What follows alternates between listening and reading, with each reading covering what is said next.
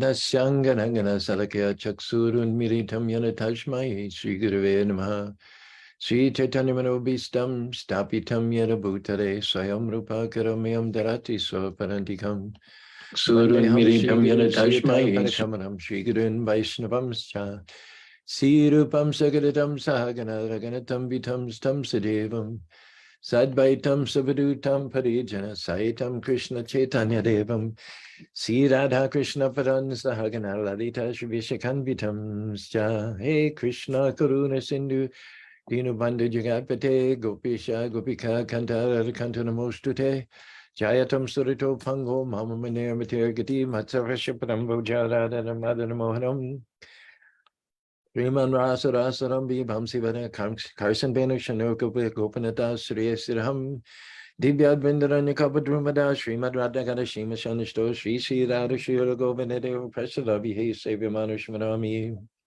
Namo Brahmanya Devaya Go Brahmanitaya Cha Jagaritaya Krishnaya Govindaya Namo Namaha Mangalam Bhagavan Vishnu Mangalam Gudajuja Mangalam Panadi Kaksho Mangalayatano Hari Om Narayana Vidmahi Vasadevaya Dhimahi Tano Vishnu Prachodhyate Om Mahadevi Chabidnahi Vishnu Pandichadimahi Tano Lakshmi Prachodhyate Mala Lakshmi Namastubhyam Namastubhyam Sare Sare Hari Priya Namastubhyam Namastubhyam Tapti Kanchana Gorangi Radha Vindavaneshwari Vishapanu Sute Devi Pranamani Hari Priya Namo Vishnu Padaya Krishna Pastaya Bhutale Shrimati Bhaktivedanta Swami Namaste Sarasati Devi Garamani Pacharine Nirvishesa Sunyori Praskada Desadani Sri Krishna Chaitanya Prabhu Nityananda Sri Advaita Gadadhar Shiva Sari Gaur Bhaktabindam Hare Krishna Krishna Krishna Hare Hare Hare Rama Rama Rama Hare Hare. Good morning, Ram. Good morning, Brent. I'm a little late this morning because the muse had me in her grip. Thought it would be nice, seeing as how we did 44 segments some time ago on the story of Durvasa Muni and Ambarish Maharaj. I thought I would attempt to put that story into verse form, just as more recently we've encapsulated the story of Gajendra in a verse a format. So this is what I've got so far, if you don't mind my starting things out by sharing this with you. And any advice you want to post on Facebook or give to me personally, seeing as how we're sort of an aggregate of poets here with Rob and Carmen, and of course myself. I think it would not be out of line to share what I have so far with you while we're getting started here. Durvasa was a sage who often got enraged when anyone upstaged him. Yeah, he was a diva expansion of Shiva, the god of destruction who causes a dysfunction, wears snakes, bakes the three worlds in lakes of fire when time's arrow expires. Ambarish was the king of 7 islands, a great devotee of Krishna who would sing the names of the Lord, sweep the temple with his own hands, keep the citizens free from thievery. Once, Ambarish fasted for a year as part of a vow, and as he geared up to break his fast, Durvasa appeared and wanted to eat a big meal. Durvasa offered the sage his own dinner. Durvasa went south to the river to first wash his mouth. He was gone for so long, the king sipped a little water so as not to go wrong by prolonging his fast. Durvasa could view present, future, and past. He spewed unpleasant, rude, and crude words at the king, plucked a hair from his head, which flared as a destructive demon of fire.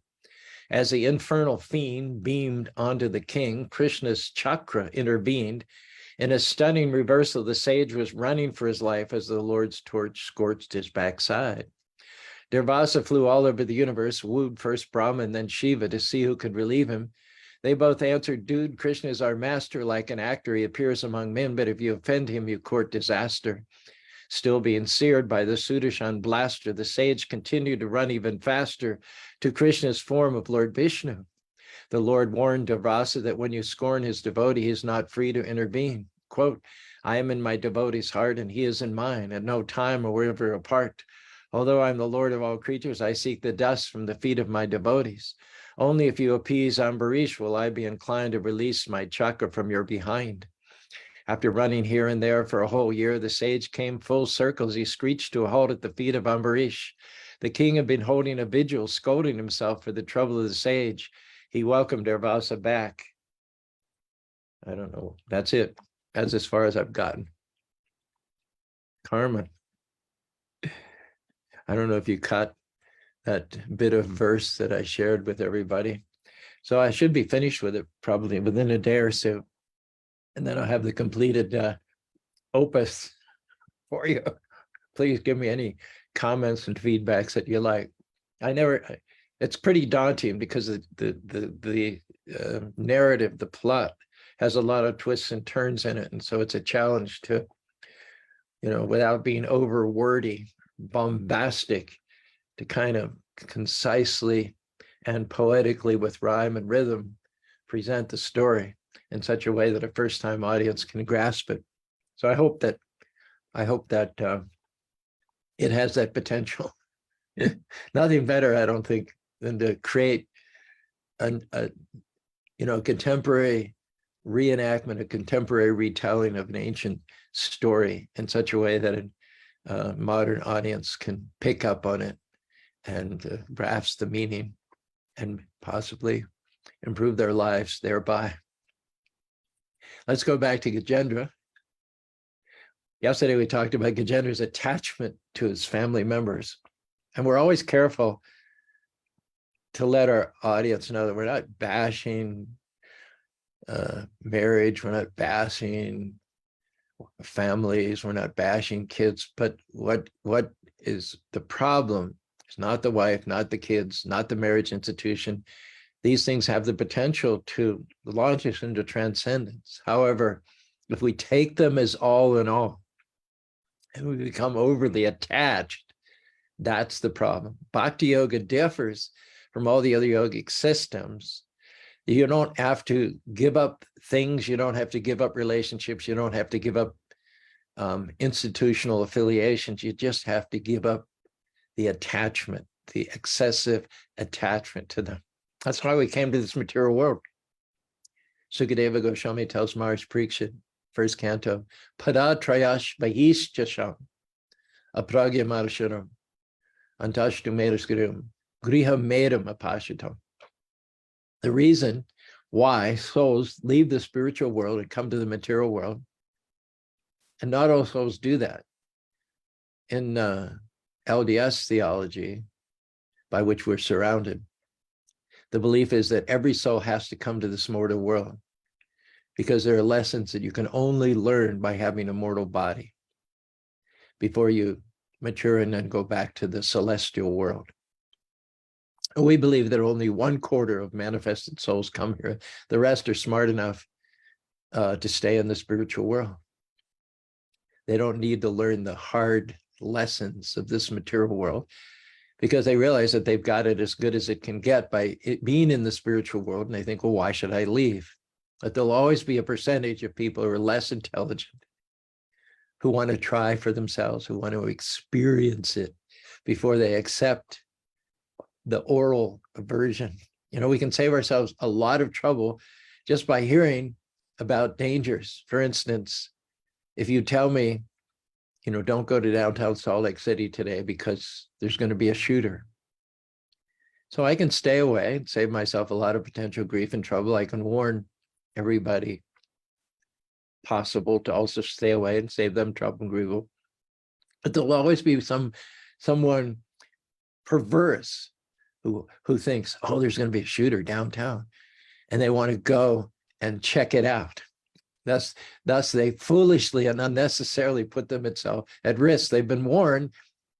They've experienced it verbally, you might say, and if you experience it and take it serious as verbally, you can avoid all the physical discomforture, to say the least, of having bullets ripping through your physical body.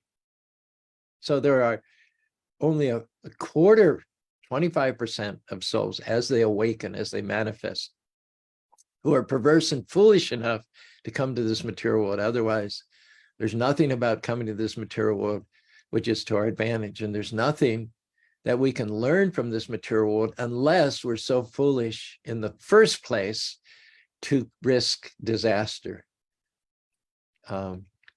And for that category of men, of course, yes, it is necessary that you come to this material world, because you're not going to learn by hearing.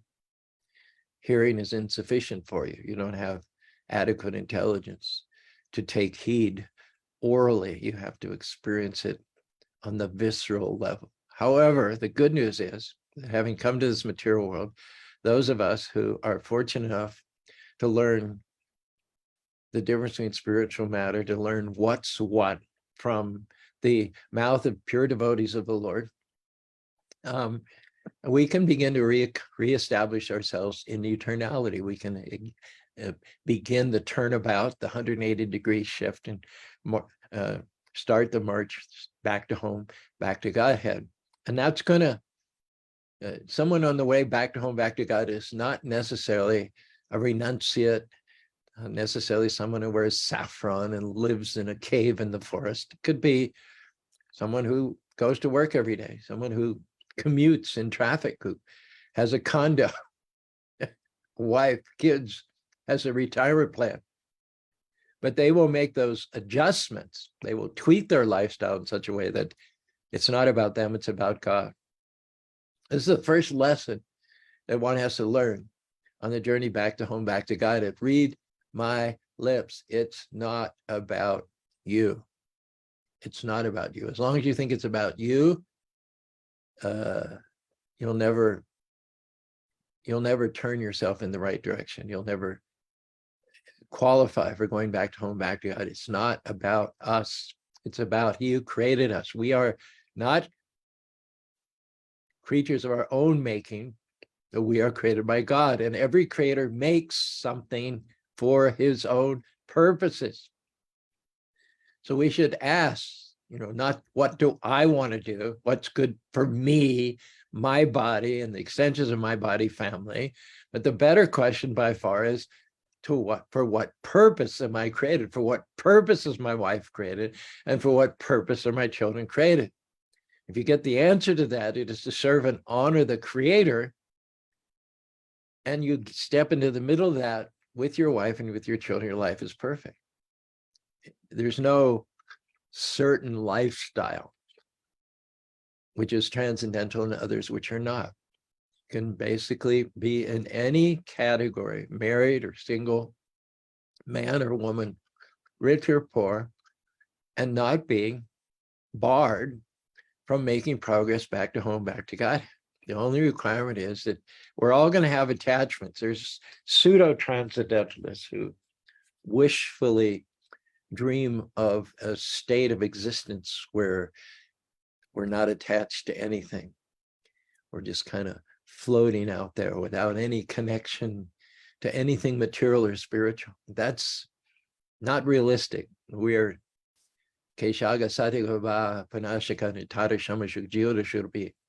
part and parcel of God. We're eternal. We're sentient beings. We're all individual. And we existed in the past. We're going to exist in the future. We exist at present. There's never any time when we don't exist. So the thing is to realize that I am not this body. I'm not this gender. I'm not this family. We have our duty. We have our conditional duty based on this body for this one lifetime only. But then let us not forget about our constitutional duty, that as a spirit soul, I am part and parcel of God. I am created from Him. I am created by Him with certain purposes, certain functions in mind. So it's not about me. It's about He who created me, and it's about what He created me to do.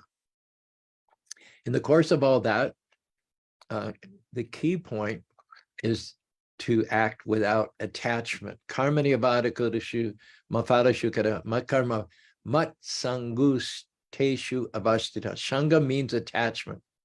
Karma niyavada kadashte. We all crave activity. We all crave fulfillment. We all crave purpose, meaningful, directed living. And that's fine. We should figure out what God anointed us to do, what God specifically wired us as individuals to be good at, whether it's computer, graphic designing, whether it's a mother, a housewife, or an architect, or as an auto mechanic, or as a mentor for young children, or as a coach, a writer, a poet, a musician, an artist, a seamstress, whatever we're good at, whatever we enjoy doing, we have every right, in fact, duty to do that, to do what you love without being bent artificially by the economic pressures of modern day society. Unfortunately, most people choose their vocation based on how much it pays. And that's not a formula for happiness, nor is it a formula for fulfillment. You should find out what you love doing. And that's God's thumbprint upon you. But then do it without considering the remuneration. We only need a roof. We need some modest transportation. It could be a little Toyota Corolla, could be a electric bike, could be a skateboard, could be walking, could be vital. I was going to say shoe leather express. We don't believe in wearing leather. It could be foot power, could be scooter power, could be electric bike power, could be motorcycle power, could be Corolla power.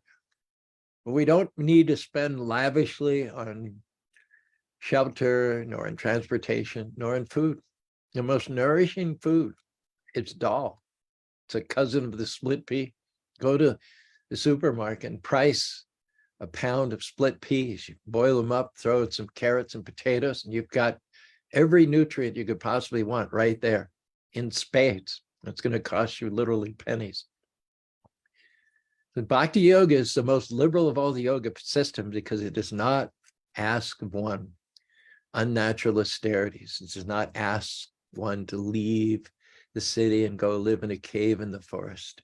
Bhakti Yoga can be in many ways indistinguishable from self-centered materialists. Materialists work, devotee works. Materialists have a car, devotee has a car. Materialists eat, devotees eat. But the difference is the difference in consciousness. Everything a devotee does, yad karoji, yadishnasi, hasdo, yatapasya, tad kurushvarapana. The secret is that whatever you do, whatever you eat, whatever you give away, whatever austerities you perform, Krishna says, do them as an offering to me without attachment. Comes to mind the story of Bilba Mangala Thakur. He lived several hundred years ago in Bengal.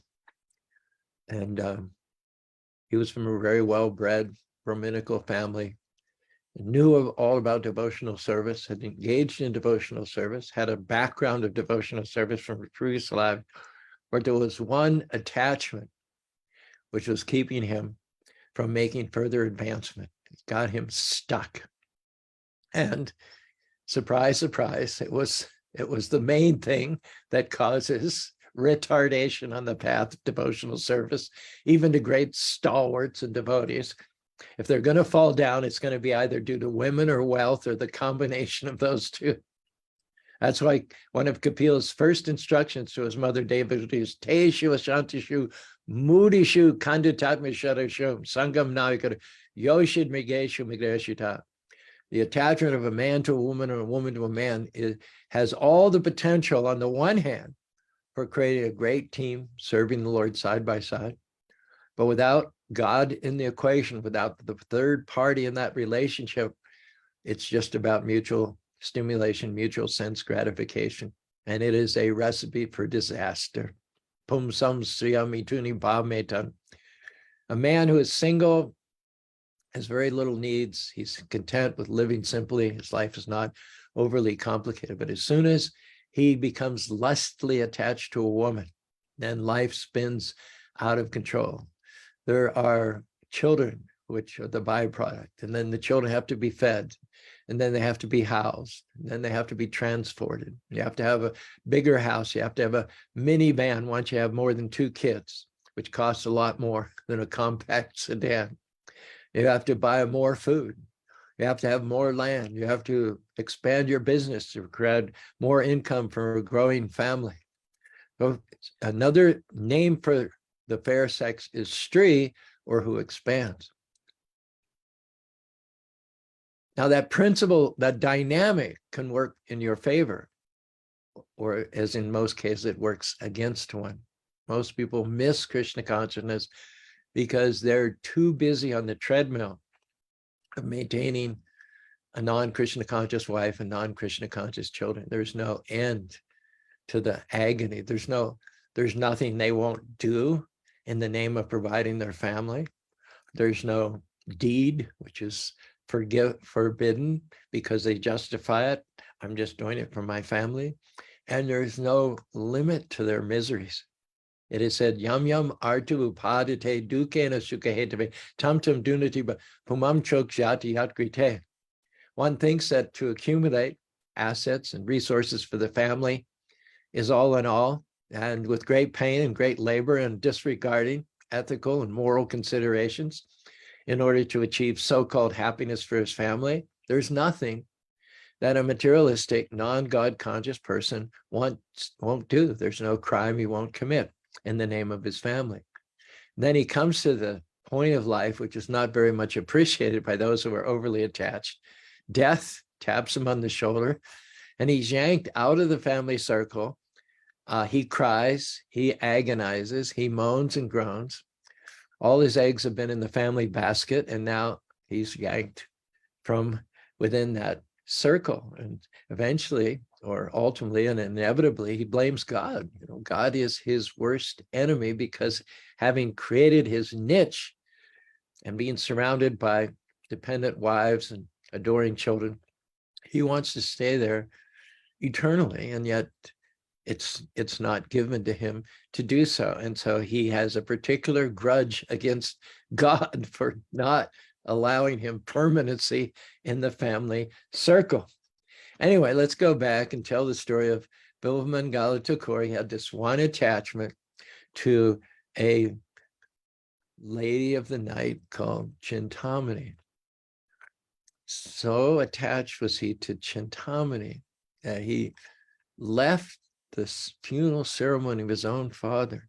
He abandoned his filial duties to his father, being obsessed with thoughts of Chintamani and overcome with the fleshy, lusty desire to enjoy her company.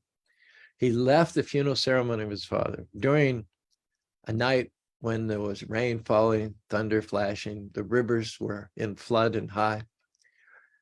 There was no boat going across the river because it was too dangerous. So this guy is so maddened by lust that, disregarding the fact that the boatmen, the expert boatmen with good seaworthy boats, were scared to go across the Ganges, he jumps in. He's gonna swim across the Ganges River in flood, and predictably he's swallowing water and he's going down for the third time. And he grabs onto what he thinks is a log and holds onto that log, which takes him to the other bank, drags himself up onto shore. He's half drowned, looks back, and the log was a dead body that he'd grabbed.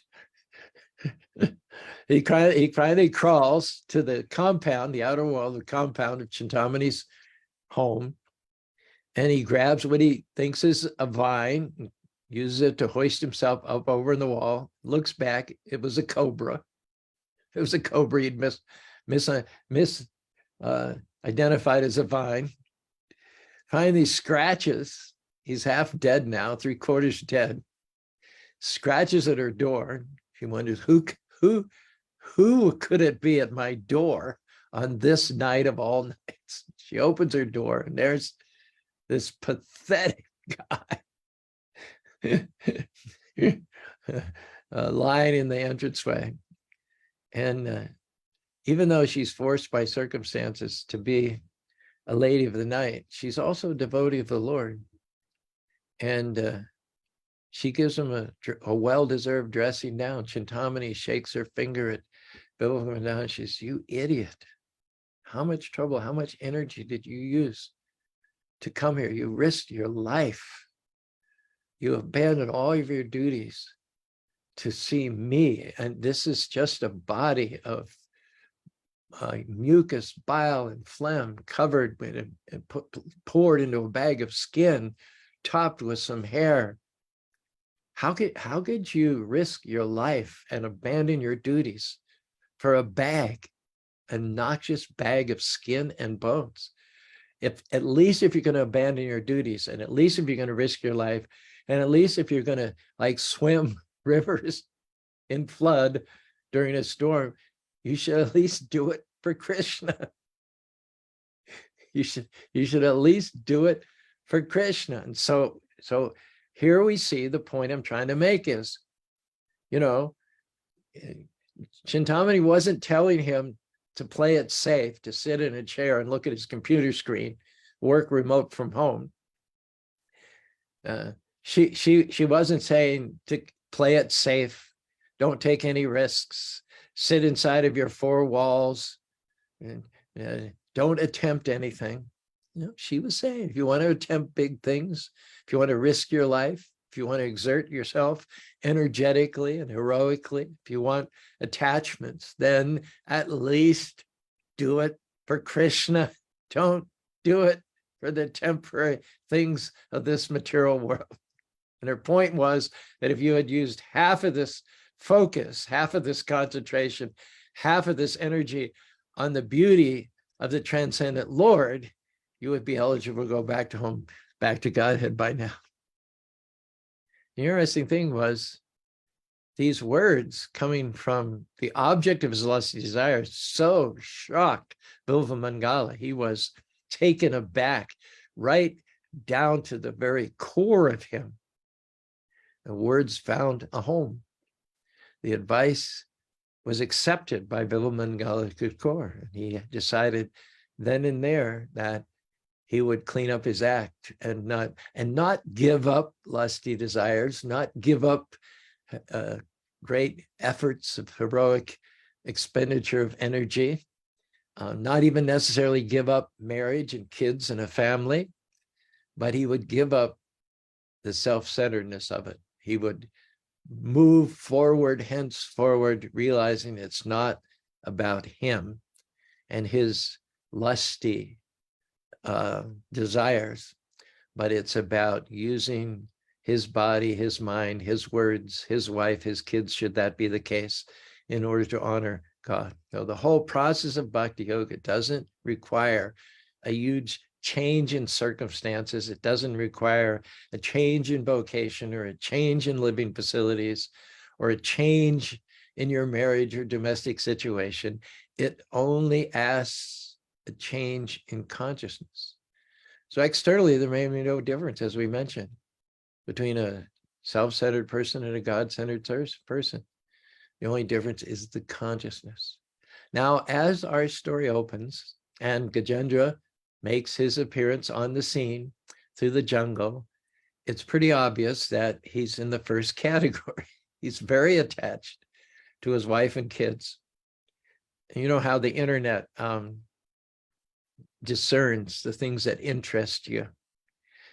And you get, every time you open Facebook, it brings you things that it thinks, based on your history, you might be interested in. So I'm always interested in animal welfare. And so sometime back, the internet intuited that I was interested in, protecting animals like elephants, for instance. And so now every day when I open Facebook, I get these videos of these elephants, babies. They're just so cute. I mean, you can hardly blame Gajendra. Their antics and they're kind of awkward because they don't have hands, they don't have feet. And when they get in and out of bathing tubs and they slip on mud and they fall, it's very endearing. There's nothing more attractive and cute than baby elephants. And Gajendra's surrounded not just by baby elephants. I have no bodily connection to the baby elephants that I see performing their antics on Facebook. But these over and above their innate cuteness, they are his offspring. So he must be hundreds of times more attached. They're the byproducts from his wives, and they adore him. He's their God. The sun rises and sets around Gajendra for his kids and for his grandkids. So he's very, very attached to them. He's moving through the forest. He's moving ahead of them so that they would not be inconvenienced by the thorns and the brambles and the thickness. He's, with his bulk and his strength, he's crashing through the thickets and making a path for his wives and children, working hard throwing himself into the jungle, throwing himself against obstacles like trees and rocks and thickets, and absorbing the scratching of thorns on his own hide so that they will not be subjected to this inconvenience. And his consciousness is, this is it. This is it. Life doesn't get any better than this. This is what life is all about. This is all in all. And in that limited consciousness, his focus, his concentration is pinpointed.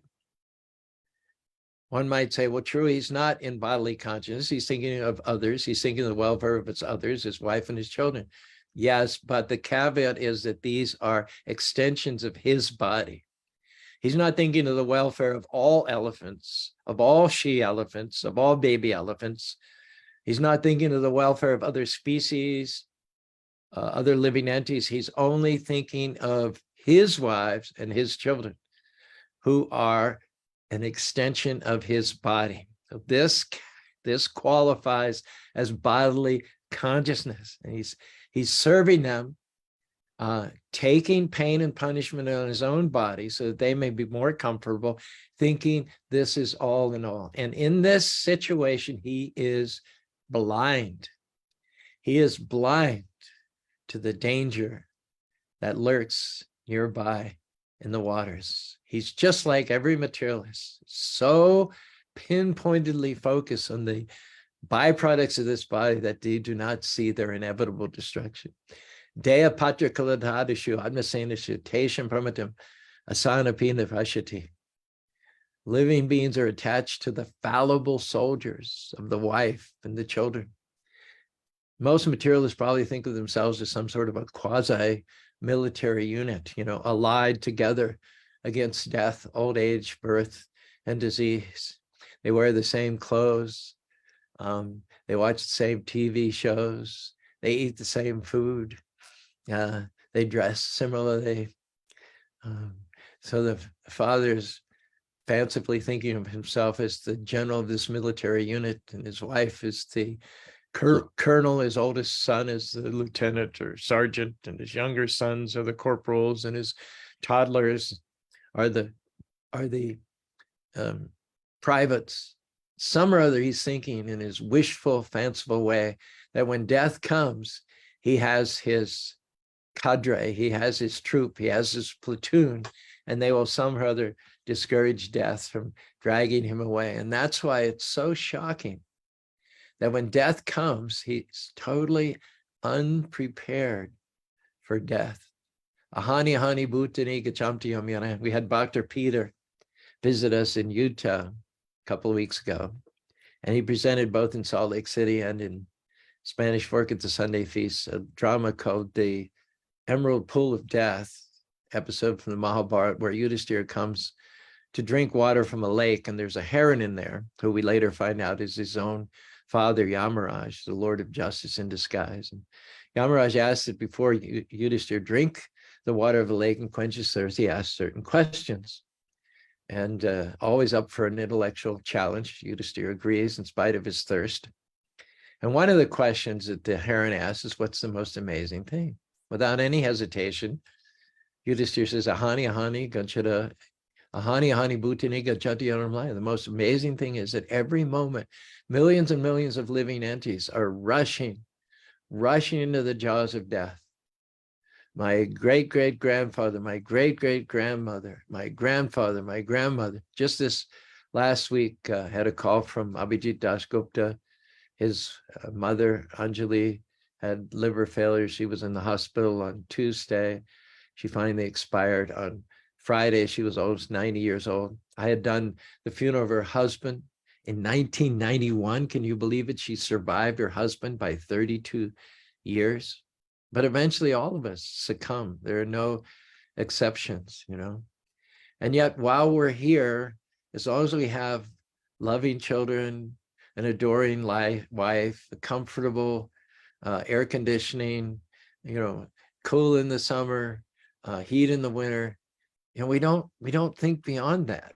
It's an animalistic mentality that focuses only on the temporary bodily comforts of the moment, It never occurs to us to plan for the future. Almost in every other area, we're planning for the future. We're going to school, getting good grades so we can get a good job, so we can get a good income, so we can live in a good house.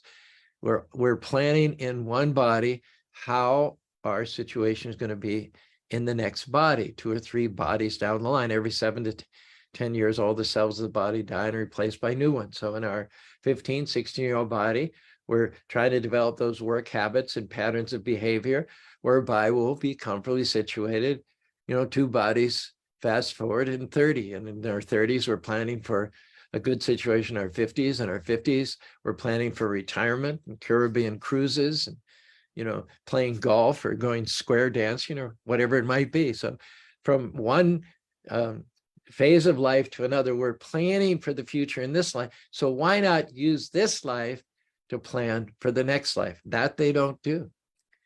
Their plan-making facility doesn't extend beyond this body. And so they take this body as all, they take the family situations all in all, and they are thus deluded by the covering influence of the lunar, and they don't even think about their impending death. Why is that?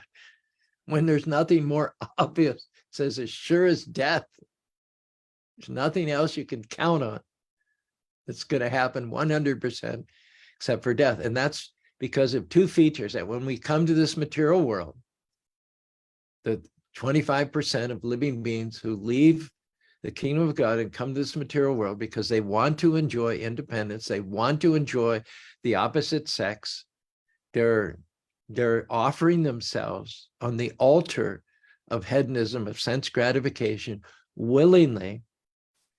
2 things happen as soon as the soul leaves the spiritual atmosphere and comes here. First of all, they get thrown into the material world, and then they get covered.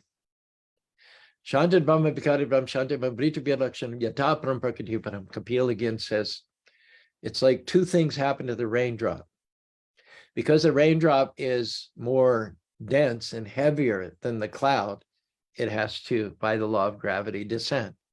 So the first thing that happens to the raindrop is it goes down. From upper position, it goes down. And then the second thing that happens, when it hits the earth, it becomes covered by mud. That pure, pristine drop of rain, when it hits the ground, becomes covered. So there's 2 things going on here. There's casting and covering. So living being, although he's originally Krishna conscious, spiritual, eternal, full of bliss and knowledge, made from the same stuff that God's made from. And he does have the option of staying in the spiritual world and developing his spiritual body, but he decides not to do that. He wants to come to this material world and pursue material appetites, goals, and ambitions. And for that, he has to take birth in a womb for 9 months and then deal with a material body, which is plagued with birth, death, disease, and old age. So that eternal soul, by his own whimsy, capriciousness, perversity, if you will, wills himself to be thrown out of the spiritual world. And then when he contacts matter, he gets covered. And the covering influence acts in such a way that he's happy. He's happy. So, yeah, I made the right decision. I'd rather be a master in hell than a servant in heaven. And whatever body he's in, amongst the 8,400,000 species of life, he tends to be satisfied like that. The classic example in this connection, I think we'll end with that today, is Indra. Indra is a king of the heavenly planets. He's surrounded by apsaras, or beautiful, comely dancing girls. He has the Nandana gardens in which to enjoy. He has his own wife, Sachi, who's immensely beautiful, but apparently his enjoyment is not limited to the association of a wife, because he can at least watch beautiful dancers and hear Gandharvas singing. He has material enjoyment 1,000,000 times greater than we do. And he lives a long time, long time, hundreds of thousands of years. But one time he was cursed because of his lusty desires, because he wasn't limiting himself to his wife, presumably, but he was philandering. So an outraged husband cursed Indra to take birth as a hog. So he was thrown from the heavenly planets down here, took as a spirit soul, he entered into the semen of a boar and into the womb of a sow, eventually came out as one amongst the litter, grew up, became a prominent hog, just like Gajendra became a prominent elephant. He got a beautiful hog wife, beautiful by the standard of the hogs. And from her, there were lots of children. Hogs, as you know, can have, 8, 10 kids at a time. So he thought of himself as very happy there in the mud, rooting with his snout in the mud, eating garbage. In India, they have open sewers. And as you walk along, you'll see these, they're like mini pigs, like pot-bellied pigs. And they're in the sewer, they're standing in the sewer, they've got sewerage up to their knees, and their snout is brown with sewers, and they've just been, mucking around in the sewer with their snout, and they'll look at you. I don't know if you know this, but hogs can smile. They can smile, and they can also project a sort of a condescending air. So if you look over and you happen to catch one of these hogs in the open sewer's eyes, he's looking at you like, you don't know what life is. You're missing out, on this really good stuff. Like he's looking at you like you're pathetic. Not that he's pathetic, knee deep in stool, but he's thinking these human beings, they don't have a clue. They're missing out on all the good stuff.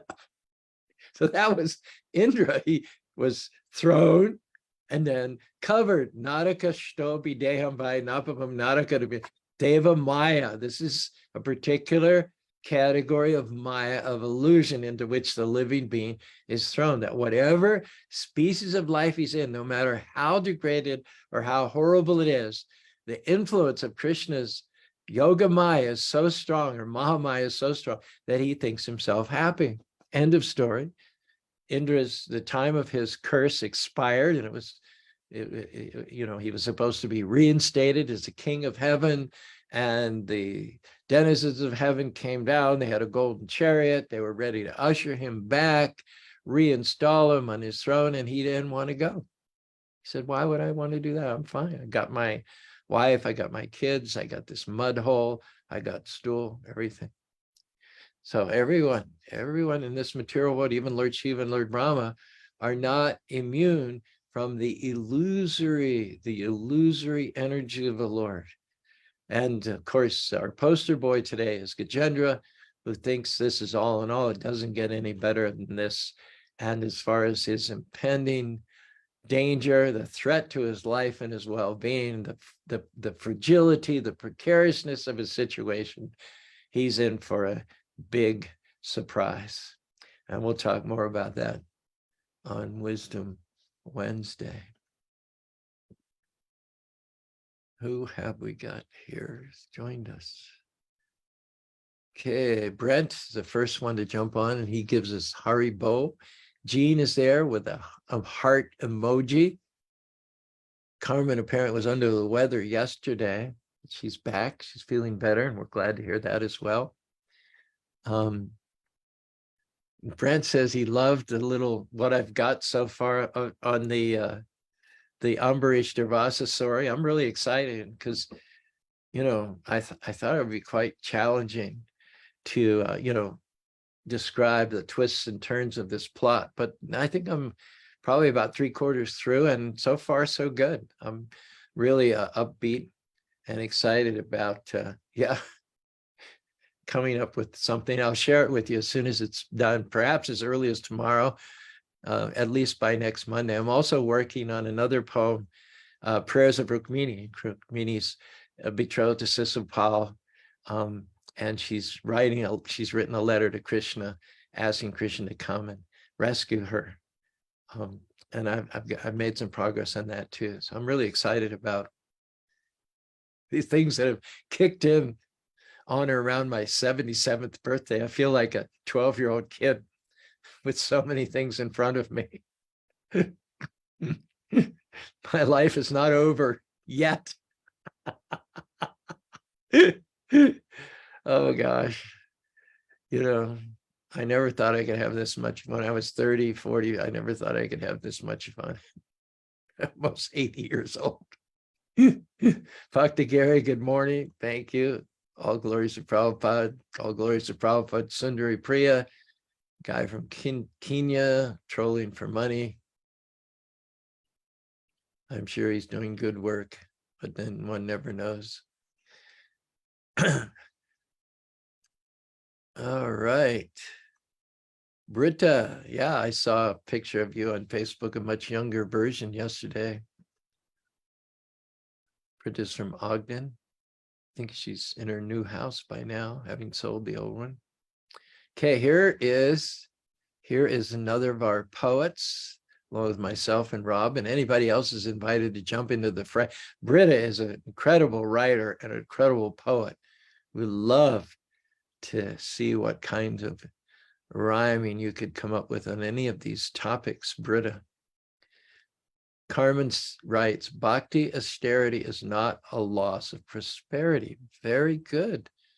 It's taking the drive of material lives and using that battery for charity, not flattery. Right on. Right on. Very, very well expressed. From Maine, we have Shukshma. Shukshma's job is driving new cars from the factory to the showrooms. So she could be anywhere at any given time. Today, she's in Maine. And she says it's on her bucket list to write some poetry. Yes. So there's me, there's Rob, there's Carmen, Shukshma, invited to join everybody. I believe it's devotional service to translate everything into contemporary rhymes. Speaking of that, we have the maestro, Rob, here on Zoom. Give it to us, Rob. We're eager and all ears. Hare Krishna Prabhuji. I certainly don't feel like a maestro. I just happen to be the one that No, you don't call yourself. rolling. You don't call yourself that. We call you that. Don't worry about it. We appreciate you. I love your rhymes. I love them. And so do many other people too. In fact, if you didn't come in at the end, we might not even have half of our listeners, to be honest with you. Oh, I doubt that. I'm sure most of them were here long before me, Prabhuji. Let's not test that theory. You keep it coming. Okay. Okay. All right. Possessions, family, nor job is all in all. Attachment comes before the fall. Really good. Hit the nail on the head there. Learn to dovetail for devotion to swell. Yes. True. Avoid detachment and dodge the bullet. Avoid attachment. Or yes, I misspelled that. Wow. Plus, you've got the Yes, avoid attachment and dodge the bullet. You've got the rhyme, and you've also got the alliteration. Avoid attachment. Got a little bit of alliteration going there. Yes, thank you for catching that, Prabhuji. Jai Ho. When death gives a yank, will you plead or will you think?